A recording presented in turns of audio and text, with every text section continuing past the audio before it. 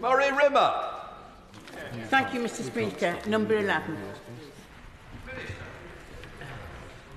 Thank you, Mr. Speaker. The Hong Kong authorities' egregious targeting of 8 individuals living overseas is unacceptable. The UK and our allies were swift in our condemnation, and on the 13th of July, at the Foreign Secretary's instruction, his senior official conducted a démarche of the Chinese ambassador.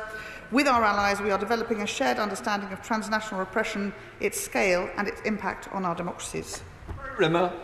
Mr. Speaker, in the last 2 weeks there have been repeated examples of the Chinese government attempting to intimidate those who have bravely stood up for the freedoms promised to Hong Kong.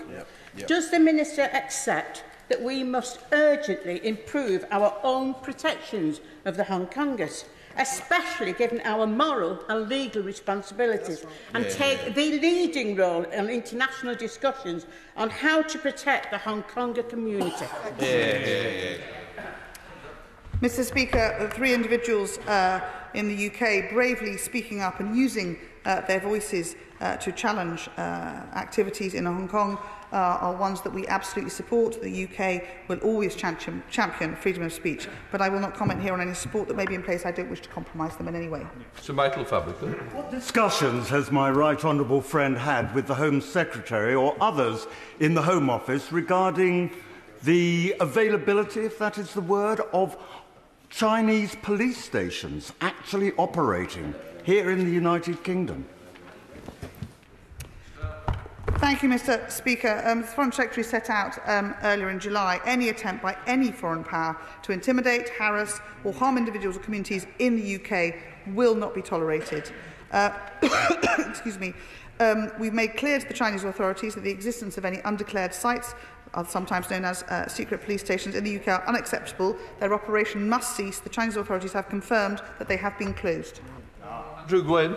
Hong Kongers haven't just sought refuge here in the United Kingdom, though many have, but also in other Commonwealth jurisdictions, principally Canada and Australia. So what work is the Foreign Secretary doing with our counterparts in those countries to make sure that there is a united and concerted effort to support Hong Kongers in those countries and against China's repression? Mr. Speaker, we work closely with our allies and friends, and we are very proud as the UK to have made available BNO visas. We have so far, I think, 166,000 who have taken up the opportunity to be here in the UK. The Chinese Communist government have broken British laws in their threats against people legitimately given safety in the United Kingdom. If she and other ministers have spoken to their counterparts, they will know that they have brought in sanctions against officials in Hong Kong and a freezing of assets. What have we done? And if, as I suspect, we haven't done anything, why not? Mr. Speaker, as I say, the Foreign Secretary asked a senior official to call in the Chinese ambassador last week, which he did, highlighting that the issuing of arrest warrants and bounties for 8 individuals living overseas was unacceptable.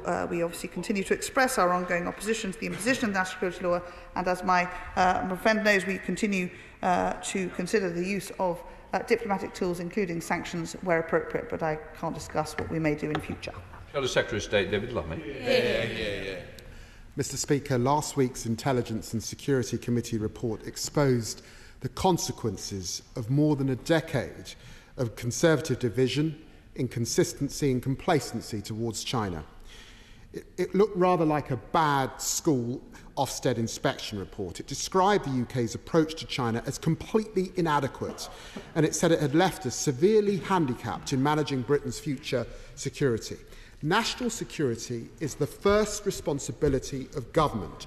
What is the government going to do in response to this report to rectify its past mistakes and raise its standards? Mr. Speaker, the Integrated Review Refresh published in March set out very clearly the Prime Minister's very strong and robust position on China, and the Foreign Secretary's speech at Chatham House a few weeks later also identified that we will indeed protect UK assets and interests. We will engage where appropriate, and we will align with our international partners to ensure that those issues that are considered unacceptable to us and the coercion that we're seeing from China is one that we make very clear, and we use the tools available to us as required.